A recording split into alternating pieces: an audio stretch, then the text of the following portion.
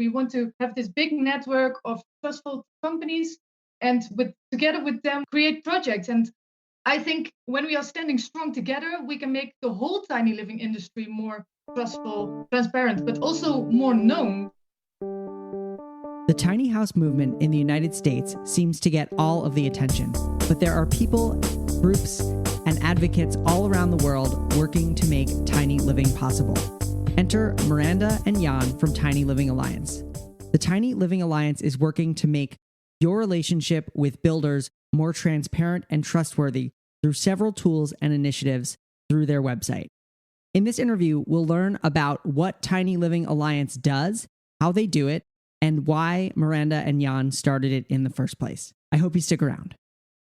But before we get started, did you know that I personally send Tiny House newsletter every week on Tuesdays? It's called Tiny Tuesdays, and it's a weekly email with Tiny House news, interviews, photos, and resources. It's free to subscribe, and I even share sneak peeks of things that are coming up, ask for feedback about upcoming podcast guests, and more.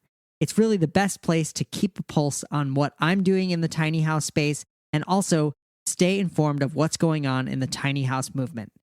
To sign up, go to thetinyhouse.net/newsletter, where you can sign up for the Tiny Tuesdays newsletter. And of course, you can unsubscribe at any time. I will never send you spam. And if you ever don't want to receive emails, it's easy to unsubscribe. So again, that's thetinyhouse.net/newsletter. Thanks, and I hope you enjoy next week's Tiny Tuesdays newsletter.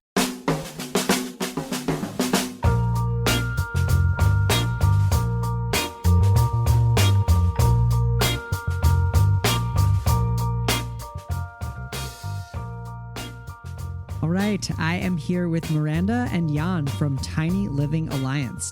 The Tiny Living Alliance distinguishes reliably honest and transparent tiny house companies from companies with less honest intentions. It's easy. You just look for the trust badge on the company's website or use the check before select service. If something goes wrong, Tiny Living Alliance stands behind you to solve the problem. You never have to ask yourself again, will my tiny house arrive in time? Does it correspond to what I've ordered? And what happens when it's damaged? The market for tiny living is growing enormously, and Tiny Living Alliance helps to make it trustful, transparent, and loyal. Miranda and Jan, welcome to the show. Hi. Hi. Nice for having us. You're very welcome. Thank you for being here. So I know that I just explained a little bit when I read your bio about what the Tiny Living Alliance is, but could you give me the longer answer of, what is Tiny Living Alliance? Of course. We can give you a really long description of it, but I think a nice introduction would be really nice. But in the end, the Tiny Living Alliance is a non-profit organization, and it was actually formed in 2019. Okay. So the purpose of the organization is actually to support the tiny living movement in different kinds.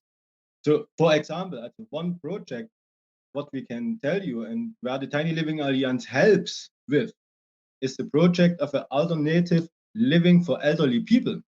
So we hope we can present this project on the Tiny Living Alliance website, and maybe in another broadcast with you. We can also in another broadcast. We can also involve in other environmental productions. So we have different kinds of projects which we support actually. Another project actually which we support is the environmental protection. Okay. So that means we help private people who have a forest to plant, people who own actually a forest. Okay. And that means all the donations which the Tiny Living Alliance gets, we want to spend on trees to plant them in the forest, in the private forest, so that we also protect our environmental. But this is not the main goal of the Tiny Living Alliance. Okay. The main goal is actually to protect buyer and sellers and offer them a full service for our members and their customers. Okay. And this full service and also the buyer and the seller protection, in a few days, we will announce what it actually means, the full service of the Tiny Living Alliance. So also we will announce in the next couple of days the buyer and seller protection, which the Tiny Living Alliance has right now in the program. Excellent. Okay. So how does the verification process that you do currently work? Because I see, on your website you have a whole list of verified builders, and sometimes when you go to their web pages you see the Tiny Living Alliance badge. Can you explain how that all works? Yeah, of course. Also, every tiny house company can apply for a membership.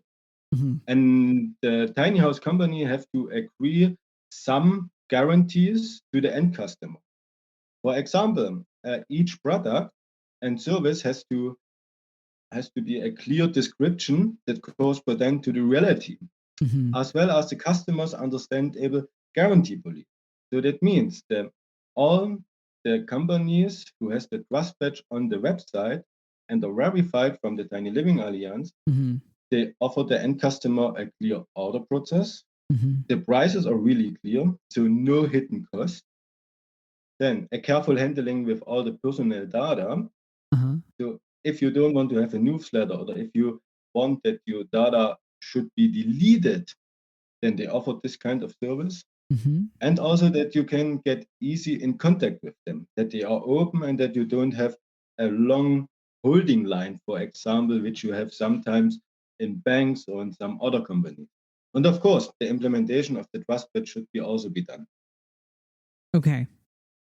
So, but this is not all of them actually, because after a tiny house company applied, we will set up a video meeting with them together to get in touch with them, to know a little bit more about the company, how they grew up, a little bit around the story. Normally, we go to this kind of company to visit them in a person. But yeah, through the COVID situation, it's not really possible right now.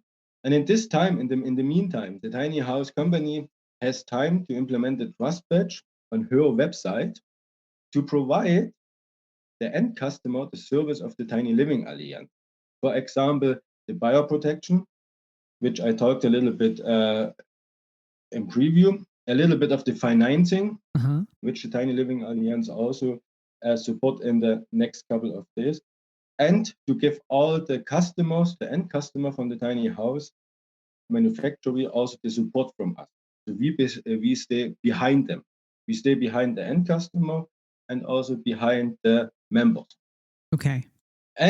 But this is also not all what we do to be a verified member, because in the meantime, third parties will check the tiny house company in the background continuous.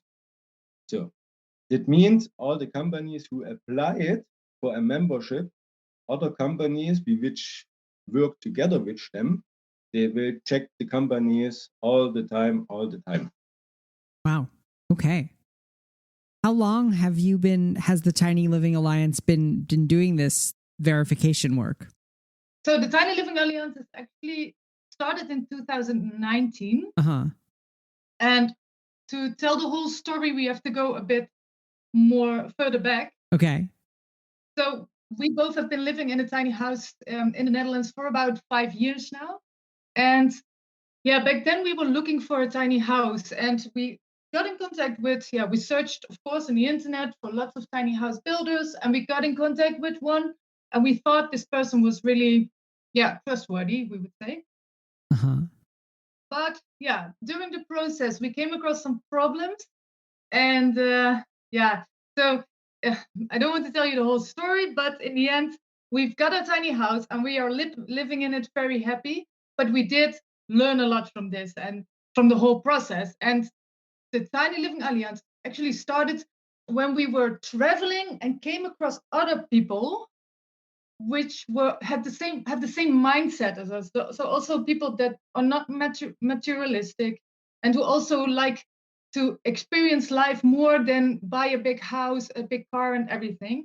So we got in contact with them, and we came up with the same, we came up with the same stories. Let's say this, and from this point, we we came up together with the concept of the Tiny Living Alliance, that we want to have a network or an alliance to select the trusted builders between the ones people have a bad experience with.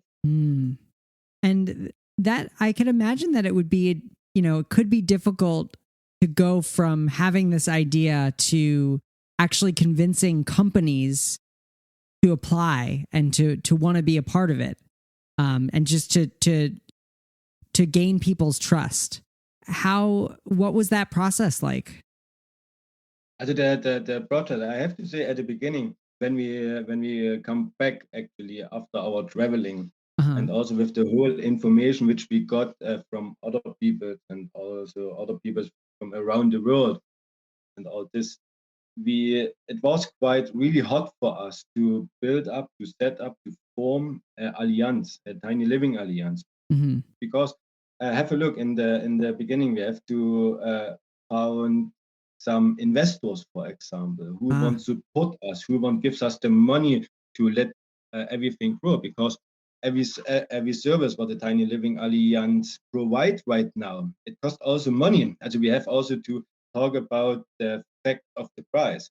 But have a look, the Tiny Living Alliance, the membership is for free. So someone has to sponsoring it. Someone has to invest in the Tiny Living Alliance. Someone has to trust in this idea which we created there.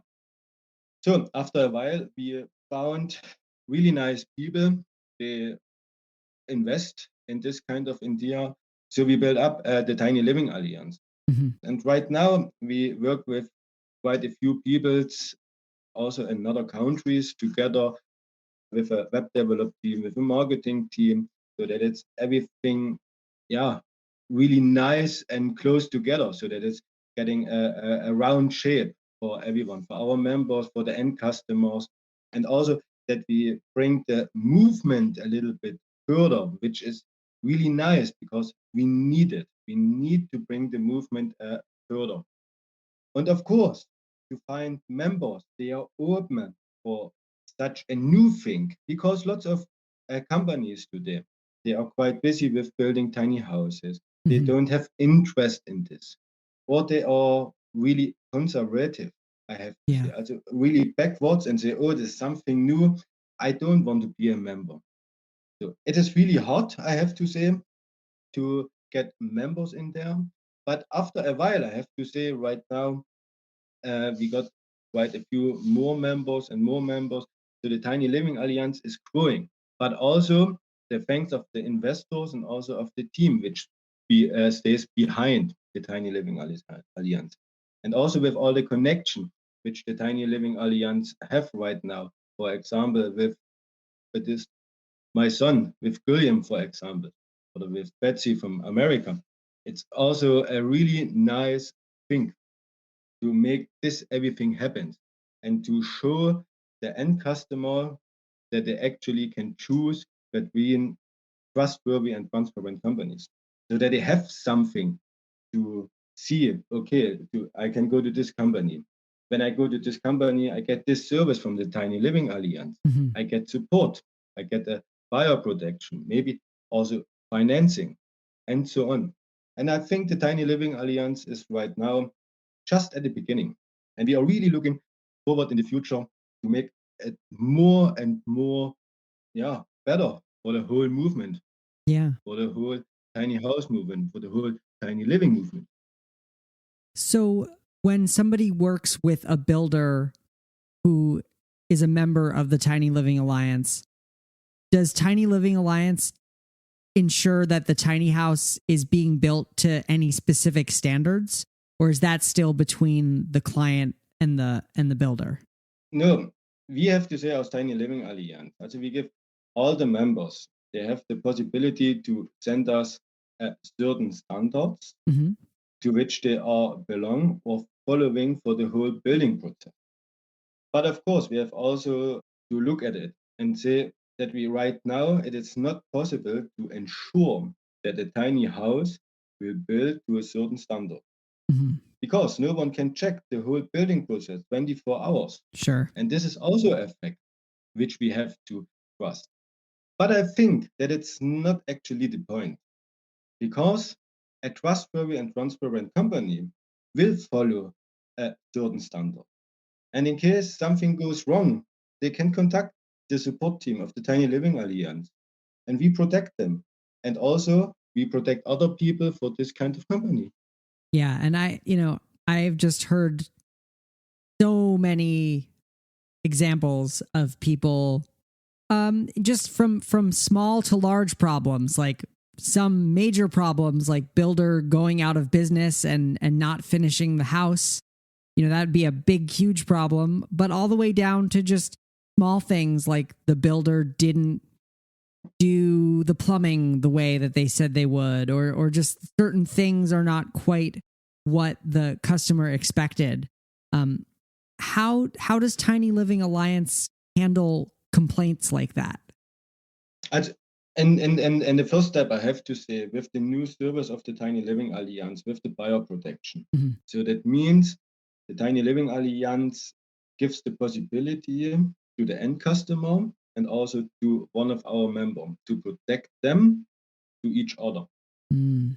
That means if something is going wrong, or the end customer says, oh, for example, the plumbing, I don't want it like this because we talked about in a different way, like I wanted, for example. Then we protect the buyer and also the member from us. And the buyer protection, we will announce actually in the next couple of days on our website how this works and why they have to find a solution. They have to find a solution. Otherwise, it doesn't make really, they can't go further. If something is going wrong, then no one gives the money and no one has the money anymore. So, and they have to find a solution. And the buyer protection is something which the Tiny Living Alliance is really proud. And we work also with other companies, with other partners and sponsors together to make this happen. That this, what you said right now, is not possible anymore. And this is actually something which we really want to announce in a couple of days, because right now we are, our web develop team will do something, will make everything right. And also a little bit in the background, all the connection has to be clarified and fixed. But we have a quite nice solution. But in the end, I have also to say, if someone complains about a company, as if an end customer comes to the Tiny Living Alliance and gives a complaint, but in the end, every complaint is different, as well as every customer and every member. So in this case, the end customer used actually what I said right now, our protection service. So, and this is something, finger crossed, I have to say, that we can announce in a couple of days. That's really exciting. Well, I look forward to seeing the announcement, and I will, by the time this podcast episode actually comes out on the feed, the announcement will have already gone live. So, people can visit tinylivingalliance.com to learn more, because it will already have come out if it's coming out in the next couple of days. That's good. No, it's really nice. And maybe it's also quite interesting when we announce this bioprotection financing or another service which we right now prepare for the end customer and for the members. Mm-hmm. Maybe it would be also quite nice to introduce them also over you with another podcast, so they are a little bit more involved in everything. Mm-hmm. Mm-hmm. Yeah, absolutely. If it makes sense to do another episode, then we definitely can. Can you talked a little bit about this before, just how much something like this is needed to help the tiny house movement grow. How do you see the Tiny Living Alliance helping the tiny house movement grow around the world? Because it's really been very, there's been a lot of activity in the United States, but I know that people in the rest of the world, in Europe, Canada, South America, all around the world, Australia especially, also want to live tiny, but are finding fewer builders, fewer options for workshops. It's just not there yet. So how do you see Tiny Living Alliance, help the tiny house movement grow? Well, I think there's actually two parts of the Tiny Living Alliance. So the first part is the most important part, that there's an alliance with tiny house factories that are trustful and transparent. Mm-hmm. And if you want to buy a tiny house, you go to the tiny house movement, which has companies, tiny house companies as members, and there you can find a trustful builder for your tiny house. And on the other hand, I would say we have so many things we would like to create together with the Tiny Living Alliance. So Mm-hmm. yeah, we're looking for companies to want to join our trustful network, but to create projects together, but not only the Tiny Living Alliance itself, but also projects around it, like a tiny house village, or we have so many ideas that we want to create with tiny house companies together, that we want to have this big network of trustful tiny house companies, and together with them we want to create projects. And I think when we are standing strong together, we can make the whole tiny living industry more trustful, transparent, but also more known. So that there will, because also right now in Europe, there are so many different rules regarding tiny houses, that the whole tiny house, some people don't take tiny houses, or people who live in tiny houses, serious yet. And I think we are also involved with Guillaume from Ma Petite Maison in a petition in Europe, tiny living petition. And with this, it's also a project, and we also want to create better rules for living in a tiny house. So I think with this whole with these projects, we can work together with tiny house builders, and we can make the whole tiny living movement more known for people. But in the end, I have also to say, the tiny living has the one part with the non-profit organization, which decided between trustworthy and not trustworthy companies. But the Tiny Living Alliance is also really involved, and they want also support the whole community of the tiny house movement. Mm-hmm. So everything what we get for sponsoring donation, the Tiny Living Alliance supports the whole community with this kind of money. So it doesn't belong to the Tiny Living, because the Tiny Living Alliance wants to work together with communities, with factories, so that we make together really all. If it's a private person, if it's a company, if it's a community, if it's someone else, doesn't matter. We want actually that we all together sit on the table, make something nice, and bring the tiny living movement further. Very nice. So you mentioned before that do you currently live in a tiny house? Yeah, we do. Yeah. And we currently live in a tiny house in the Netherlands. Okay. Is it a tiny house on a trailer, or is it a stationary tiny house? Stationary. Okay. So can you tell the story of your own tiny living journey? You know, why you decided to live tiny, and what that looked like for you?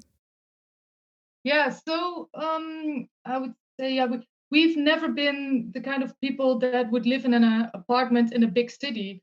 So yeah, for us it was really clear that we would live in a tiny house. Actually, I think to work, especially here in the Netherlands, the houses are currently so expensive that it's almost impossible to buy a house. And apart from that, we were just thinking to ourselves, like, why would we work to be able to pay our mortgage? That sounds stupid to us, but we're more the kind of people that like to live in the nature, and we want to live a free life instead of one between concrete buildings. And I think the fact that we are both not materialistic also really helps. So I think we would rather live our life to the fullest, with nice experiences, and travel once in a while, instead of having a fancy car and a big TV or something like that. And I think in lots of countries there are people that are more focused on money than their own well-being, or spending time with loved ones in the nature. And this is something that worries us a bit. And I think this is just for us it was already really clear when we met each other, like, hey, we're gonna live in a tiny house because this is our way of living. And the tiny house we live in now, we live, I think, 5 years or so in it. And we had some trouble with finding, with the builder actually. And in the end, he was more a hobbyist than the experienced tiny house builder that he said he was. So this was a bit, for us nerve-wracking to learn. But I think the whole process that we had 5 years ago and the struggles that we had are right now paying off, because this is a small part of what made the Tiny Living Alliance. And I think we now have a nice tiny house where we live in, and we are a part of the Tiny Living Alliance, which is also really great. Yeah, so I think this is a bit our story, I would say. Yeah, part of the whole problems which we have with the tiny house and with the builder who built it, and the insulation, the measurements, and the organization of stuff and everything. But I think Miranda can tell a little bit more about it, because and it's just, we really learned that not everybody can just build a tiny house from scratch. I think a tiny house is something so different than a normal house. Mm-hmm. And as the owner, you really need to think about all the stuff that you have and the space, that you use most. So are you a person that likes to spend time in front of the TV, or are you more in the kitchen? And this is something you really need to think about. And as a builder, you need to think about how you can use the space as useful as you can. So in a normal house, I would say every meter counts, but in a tiny house, every centimeter counts. Uh-huh. Or yes, this is of course European measurements, but we understood. Okay, but and like all the choosing materials and everything, what kind of environment do you live, and there's so many things you need to think about when you're going to buy a tiny house. And this is, I think this is something only a trustful and experienced tiny house company can help you in the process. Yeah, absolutely. It makes a huge difference. And, we are seeing tiny houses after a few years here have major issues with moisture, particularly moisture in cold environments, and that, the skills of the builder and what ventilation systems they put in and what kind of insulation and other building materials are used becomes really important. It's not just something that you can just do without thinking about it. Exactly. Yeah. It's just all about experience. Yeah, I have also to say it's all. I think also all the manufacturers they should follow a certain standards how to build a tiny house, and also which kind of material they use. For example. Yeah. For example, I just get a little bit around, but not around. I just want to tell a little a story about it. For a couple of months, we had a nice discussion with a bank. Okay. With a bank to give a darling to financing tiny houses, for example. And the bank said to us, "Oh, have a look. We only support tiny houses. They are built with this kind of standard. So it has to be used material which is actually environment friendly, and so on. They have lots of different kind of rules." And then they say, okay, if this tiny house builds with this kind of material and the manufacturer can agree that they build it like this, then this tiny house is also be friendly to financing to an end customer. And this is also something where other companies or the banks right now going and say, okay, we have also to force a little bit the manufacturer to a nice way, so that they use nice materials, so that they don't have any problems in few years, or in 5 years, or in 6 years with the moisture. It's a big problem. Yeah. If the insulation is not correct, if the pipes, the water pipes, are not really sealed or something like this, then you get a problem after 5 or 6 years. And even the winter, the summer, it's depend where the tiny house are staying or is staying actually. If it's in the north, if it's in the south, if it's in the middle of Europe, it's in all different kinds of things which you have to think in advance. And this can only make a trustworthy and transparent company, because they document everything in advance. And say also to the end customer, have a look, I use this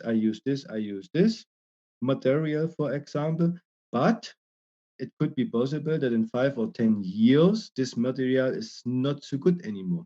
So they have to talk in the end with the end customer and to say, okay, this is what I use. This is what you can expect actually after 5 years or after 10 years. But this is a really transparent selling process and buying process with the end customer. Wow. Yeah, it's a lot. It's a big task to take on. And I admire your vision for where you see Tiny Living Alliance going with it. Yeah, thanks. You're welcome. I really hope because the Tiny Living Alliance is really open. It's really open to the community. It's also really open to companies, to end customers.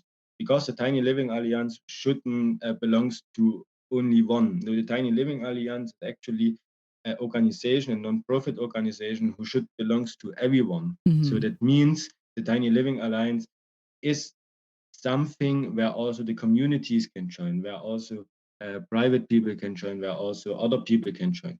But everything, it should be belongs to the trust and transparent companies. Got it. Earlier, when you were talking about, the story of starting Tiny Living Alliance, you mentioned meeting other people who shared a mindset. Can you describe more in detail that shared mindset that you talked about? Yeah.